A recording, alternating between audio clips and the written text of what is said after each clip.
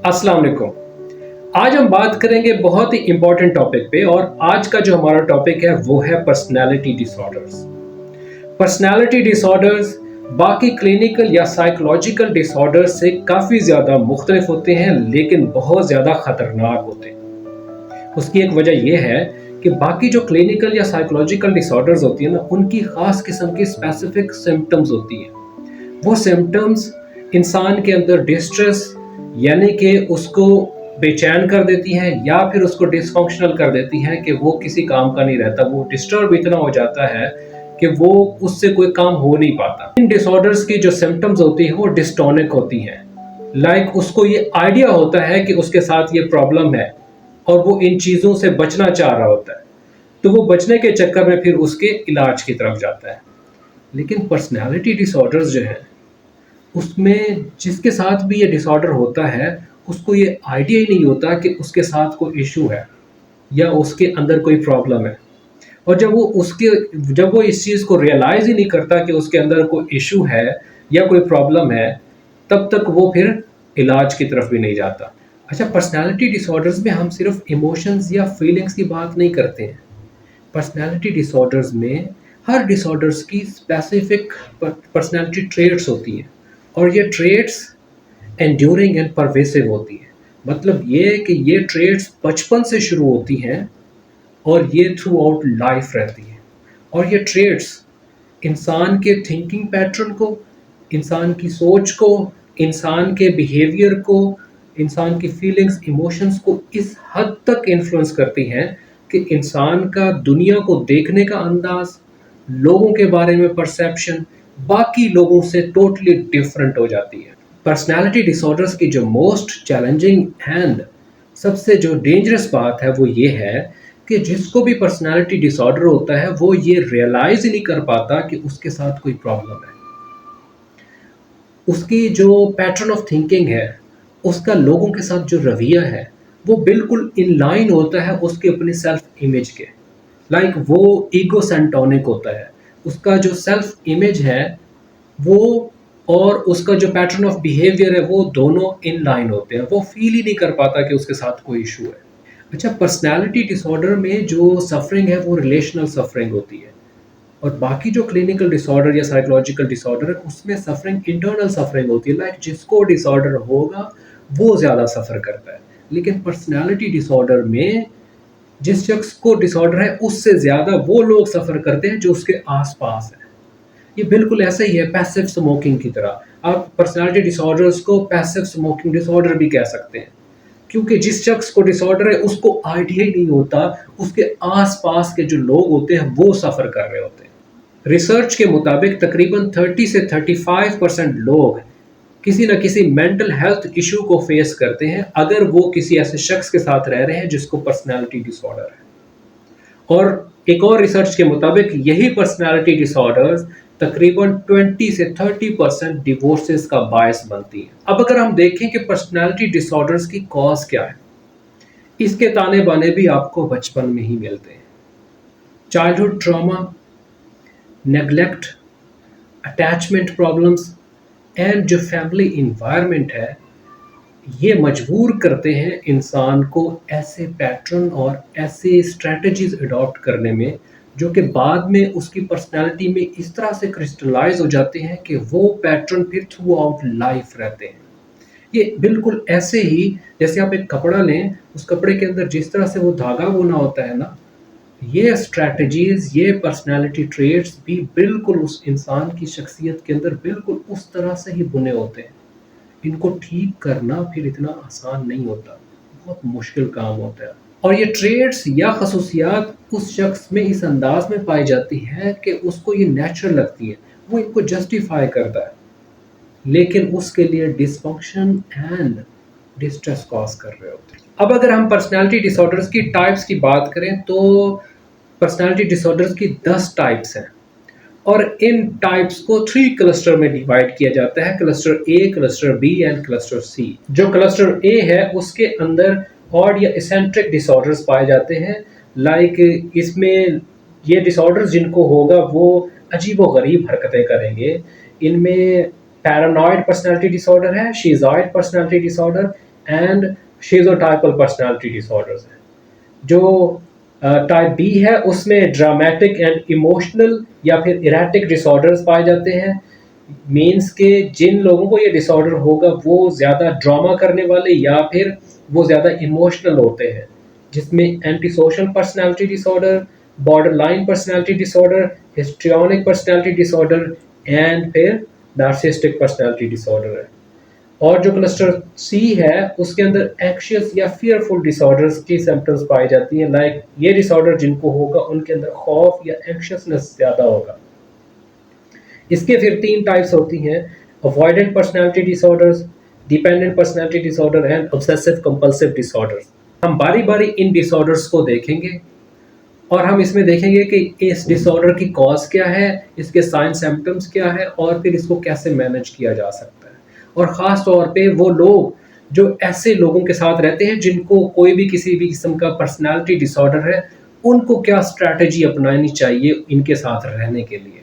सबसे पहले हम बात करते हैं नार्सिसिस्टिक पर्सनैलिटी डिसऑर्डर की। नार्सिसिस्टिक पर्सनैलिटी डिसऑर्डर की डायग्नोसिस के लिए DSM-5 में 9 क्राइटेरिया बताए गए हैं। उन 9 में से अगर 5 या 6 क्राइटेरिया पाए जाए तो हम कहते हैं कि इस शख्स को नार्सिसिस्टिक पर्सनैलिटी डिसऑर्डर है। और वो क्राइटेरिया क्या है, उनमें जो पहली चीज़ है वो ग्रैंडियोसिटी है। ग्रैंडियोसिटी मतलब ये है कि वो शख्स अपनी आप को ग्रैंड करके पेश करेगा, लाइक वो एग्जैजरेट करता है अपने इम्पोर्टेंस को। उसके अंदर फैंटेसीज पाई जाती हैं, लाइक उसके बड़े बड़े ख्यालात होंगे और उसके स्पेशल किस्म के बिलीफ होते हैं, लाइक वो छोटे आम लोगों से मिलना पसंद नहीं करता, वो समझता है कि मेरे लेवल के बड़े लोग ही हैं।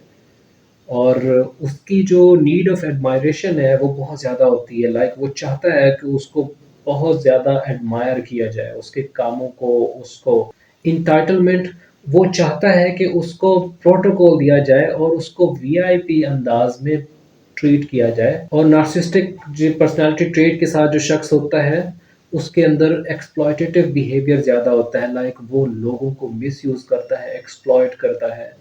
उसके अंदर लैक ऑफ एम्पैथी होती है, वो वो दूसरे लोगों का दुख, दर्द, परेशानी नहीं समझ सकता। उसके अंदर हसद पाया जाता है, वो या तो ये समझता है कि बाकी लोग उससे हसद कर रहे हैं या फिर कोई और जब आस-पास का उसके किसी भी किस्म की कोई सक्सेस या कोई टारगेट अचीव करे तो वो उसके ऊपर हसद महसूस करता है। और उसका बिहेवियर काफ़ी ज़्यादा एरोगेंट होता है, उसके अंदर बहुत ज़्यादा अकड़ पाई जाती है।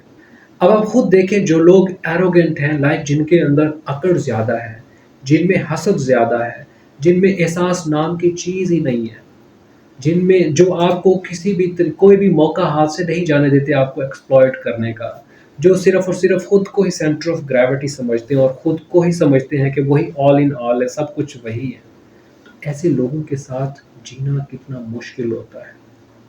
ऐसे लोगों के साथ दोस्ती करना बिल्कुल नामुमकिन होता है और इनके साथ काम करना बिल्कुल ऐसे होता है जैसे आप किसी अज़ाब में। अच्छा, हम सबसे बड़ी गलती ये करते हैं, जैसे ही हमें थोड़ी बहुत इन्फॉर्मेशन मिलती है तो हम दूसरे लोगों को डायग्नोस करना शुरू कर देते हैं और कहना शुरू कर देते हैं उसको, अच्छा ये सिम्टम्स तो इसके अंदर पाई जाती है, ये सिम्टम्स तो इसके अंदर पाई जाती है, या फिर हम खुद को डायग्नोस करना शुरू कर देते हैं।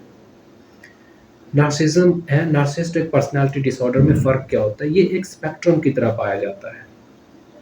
स्टार्ट में हेल्दी नार्सिसिज्म एंड फिर पैथोलॉजिकल नार्सिसिज्म स्टार्ट हो जाता है। हेल्दी नार्सिसिज्म क्या है?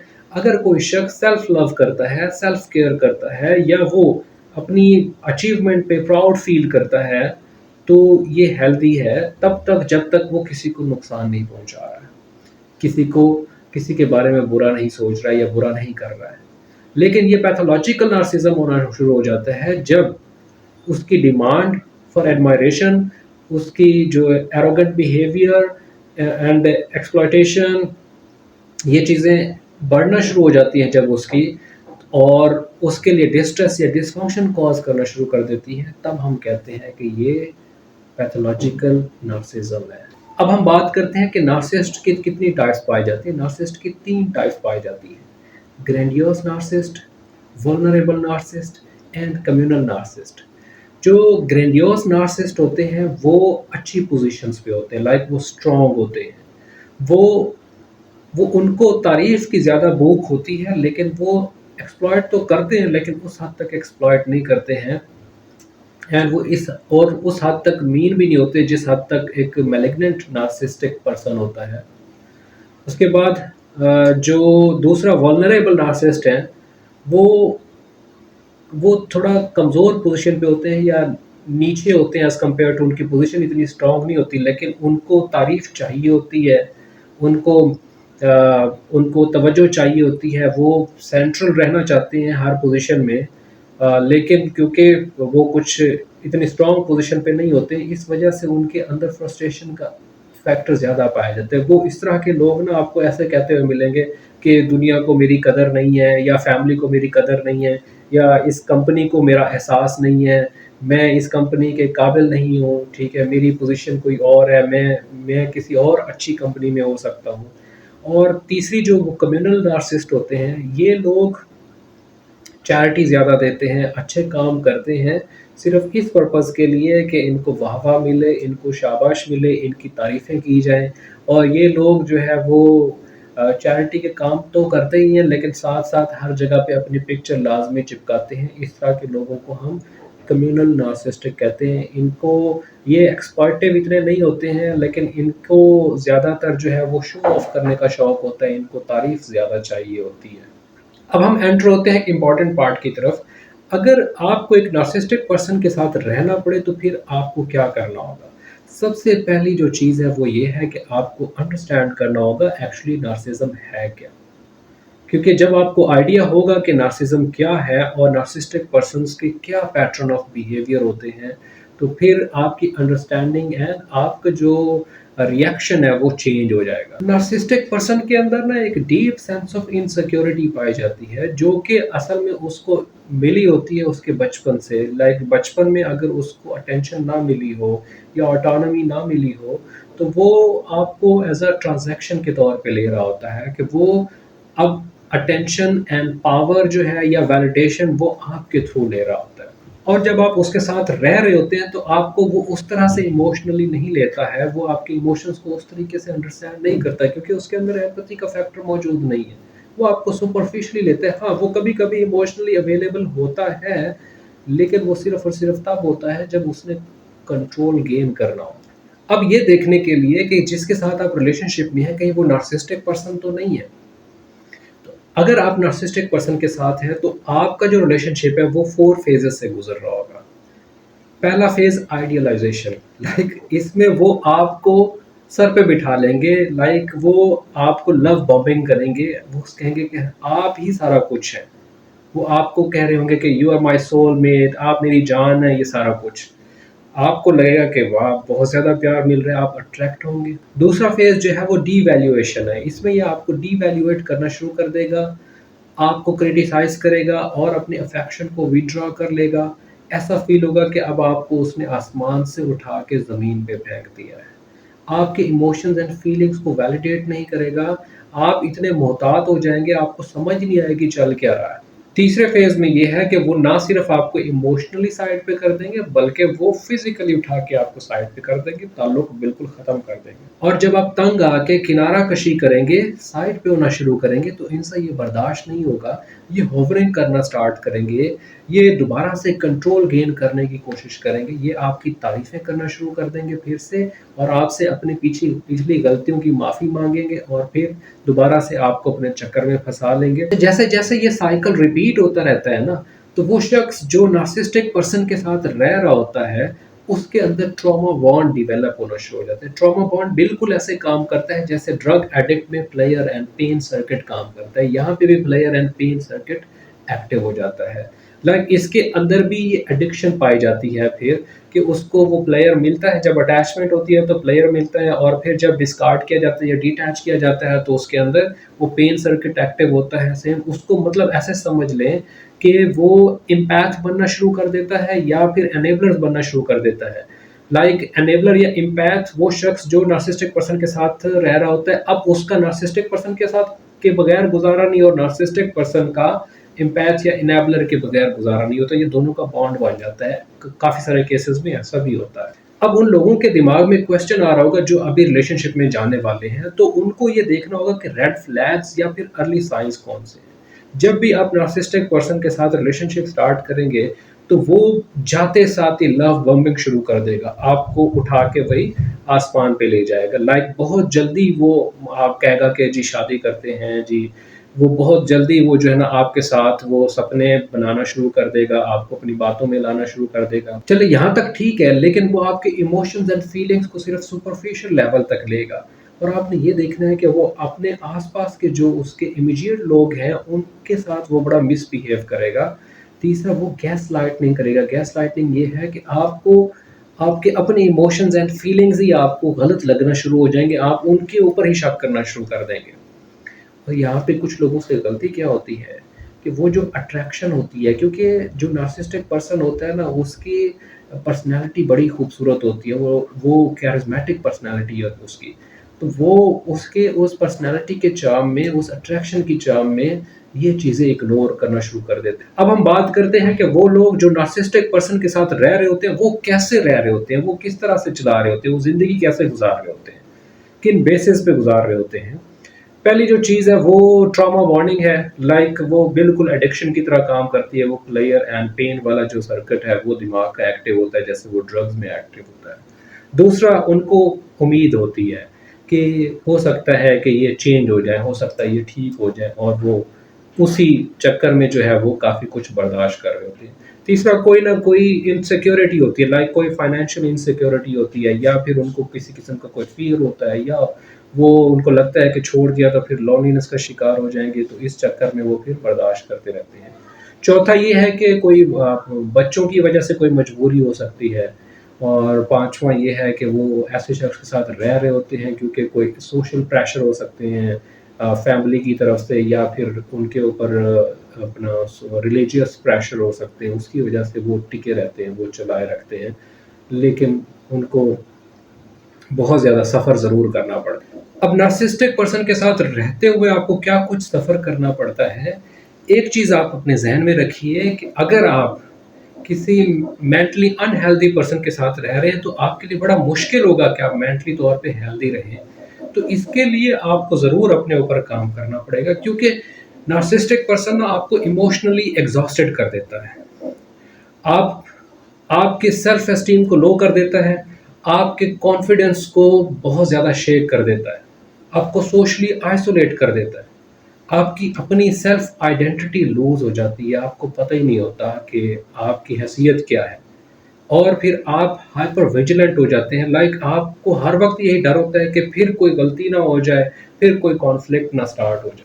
आखिर में इस वीडियो का जो इम्पोर्टेंट पार्ट है वो ये है कि अगर आप एक नार्सिसिस्टिक पर्सन के साथ रह रहे हैं, तो फिर आपकी क्या-क्या स्ट्रैटेजीज़ होनी चाहिए, आपको क्या कुछ करना चाहिए।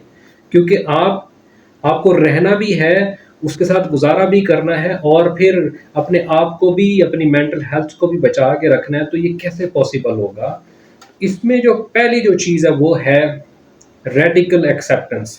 आपको ये मानना होगा कि वो आपको एक्सप्लॉइट करेगा, वो इमोशनली अनअवेलेबल होगा, वो आपको इमोशनली रेसिप्रोसिटी, लाइक वो आपकी इमोशनल रिस्पॉन्स के बदले में वैसे इमोशंस आपको नहीं देगा, और आपको ये मानना होगा कि उसका ये थिंकिंग पैटर्न, उसका ये बिहेवियर, या उसके ये पर्सनैलिटी ट्रेट्स चेंज नहीं होने वाली है किसी भी सूरत। दूसरी जो इम्पोर्टेंट चीज़ है वो ये है कि आपने बाउंड्री सेट करनी है उनकी, चाहे वो वर्क प्लेस एनवायरनमेंट में हो या फिर फैमिली सेटिंग में हो। और आपने ये ज़हन में रखना है कि ये बाउंड्रीज़ जो है, ये उनको उनकी करेक्शन के लिए नहीं है, ना ही उनकी करेक्शन हो सकती है, बल्कि ये बाउंड्री सिर्फ़ और सिर्फ़ आपकी सेल्फ प्रोटेक्शन के लिए है।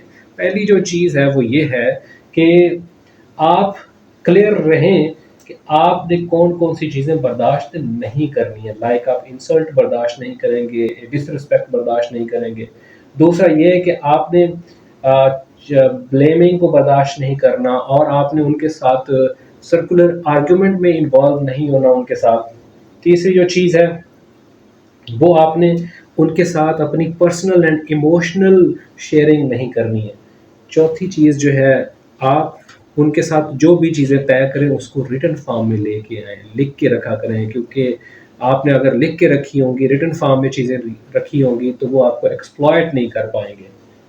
नेक्स्ट जो है वो, आपने ये जो बाउंड्रीज़ हैं, ये सुकून से आपने ये बाउंड्रीज़ रिपीट करती रहनी है। अगर कभी ये बाउंड्रीज़ ब्रेक भी कर जाएँ या क्रॉस हो जाएँ, लेकिन आपने मुस्तकिल मिजाजी के साथ ये इनको फॉलो करना है। आपने बाउंड्रीज़ के बारे में उनके साथ आर्ग्यूमेंट नहीं करनी है, ना ही उनको ये रियलाइज़ करवाना है, क्योंकि आप अगर उनके साथ आर्ग्यूमेंट करेंगे तो उनको मज़ीद गुस्सा या रेज आएगा, लाइक वो तैश में आएँगे, क्योंकि आप नार्सिसिस्टिक पर्सन के साथ आर्ग्यूमेंट नहीं कर सकते हैं, क्योंकि उनको बहुत जल्दी गुस्सा आ जाता है। अगर उनके साथ कोई ऐसा नाखुशगवार इंटरेक्शन हो भी जाता है कभी, तो फिर अपनी सेल्फ केयर पे ध्यान दें और अपनी तवज्जो को और अपनी थिंकिंग को ज़रा डाइवर्ट करें कि दूसरी अच्छी चीज़ों पे लगाएं। नेक्स्ट जो आपकी स्ट्रेटजी होनी चाहिए वो है डी अटैचमेंट। इसमें एक टेक्निक यूज़ होती है जिसे हम ग्रे रॉक टेक्निक कहते हैं, लाइक अपने दिल को पत्थर बना लें। आपने उनके साथ न्यूट्रल शेयरिंग करनी है, उनके साथ इमोशनल शेयरिंग नहीं करनी, ना ही उनके साथ आपने उनको इमोशनली रिएक्ट करना है, ना ही आपने इमोशनल शेयरिंग करनी है।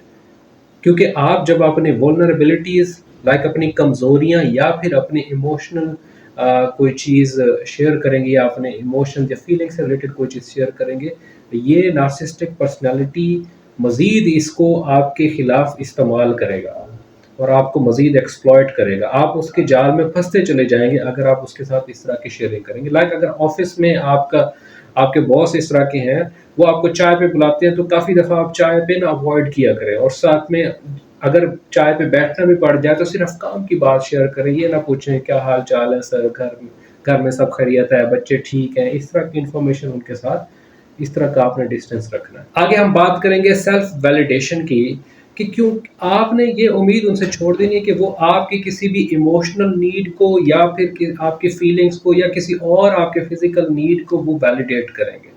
वो आपके लिए टाइम निकालेंगे या आपको सुनेंगे या आपको हमदर्दी दिखाएंगे, नहीं, ऐसा नहीं है। इसलिए आपने सेल्फ वैलिडेशन करनी है और उसके साथ साथ आपने एक पैरेलल लाइफ शुरू करनी है, लाइक अपनी एक और दुनिया बनाए। अगर आप बैठ के उसी को ही सिर्फ देखते रहेंगे, वो तो आपको आइसोलेट करता जाएगा और फिर आपको मिसयूज़ करता रहेगा और आपको फिर ऐसे ही तड़पाता रहेगा, आपको आपको परेशान रखेगा। इसलिए बेहतर है कि आप अपनी साथ-साथ पैरेलल लाइफ़ शुरू करें, लोगों के साथ कनेक्ट हों, वो लोग जो हेल्दी हैं मेंटली तौर पे उनके साथ कनेक्ट हों, बहन-भाइयों के साथ अपनी बातें शेयर करें, अपना कैथारसिस करें। इसके अलावा आप अल्लाह के साथ जुड़ जाएँ, अपने रब के साथ, अपने खालिक के साथ जुड़ें, उनके साथ शेयरिंग करें, बुक्स पढ़ें, अपने आप को डिफरेंट अच्छी हॉबीज़ में इन्वॉल्व करें। इससे ये होगा कि आपकी तवज्जो डाइवर्ट हो जाएगी। आपका सिर्फ़ और सिर्फ़ सोच उसी के बारे में, उसी पर्सन के बारे में सिर्फ़ सोचें नहीं होंगी, बल्कि आपके पास और काफ़ी कुछ सोचने के लिए होगा। ये चीज़ें उसको करेक्ट नहीं करेंगी। बार-बार जो मैं चीज़ कह रहा हूँ, ये चीज़ें उसको करेक्ट नहीं करेंगी। ये चीज़ें सिर्फ़ और सिर्फ़ आपको प्रोटेक्ट कर रही हैं, आपकी डिस्ट्रेस को कम कर रही हैं। नार्सिसिस्टिक पर्सन या नार्सिसिस्टिक पर्सनैलिटी डिसऑर्डर्स के साथ शख्स जो होता है, वो कभी भी ट्रीटमेंट की तरफ नहीं जाता है, ना ही इसकी कोई ट्रीटमेंट मौजूद है। हाँ, अगर ये शख्स सेकेंडरी किसी और प्रॉब्लम के साथ प्रॉब्लम में फँस गया है, तो फिर है कि वो थेरेपिस्ट या मेंटल हेल्थ सपोर्ट लेने के लिए जाए या किसी साइकोलॉजिस्ट के पास जाए। अदरवाइज़ इसके अंदर इनसाइट मौजूद नहीं होती है कि वो इस प्रॉब्लम के लिए जाए। लाइक लाइफ के किसी स्टेज में उसके अंदर वो सेल्फ एक्चुअलाइजेशन के लिए उसके अंदर जस्तजू बढ़े, तो फिर वो चीज़ों को इम्प्रूव करना शुरू करे, अदरवाइज़ वो नहीं करेगा। इसी तरह से जो हमारी नेक्स्ट वीडियो होगी वो होगी बॉर्डर लाइन पर्सनैलिटी डिसऑर्डर पे। अगर आपको हमारी वीडियो पसंद आई है तो दूसरों के साथ शेयर कीजिए, साइक वैली को सब्सक्राइब कीजिए। तब तक अल्लाह हाफ़िज़।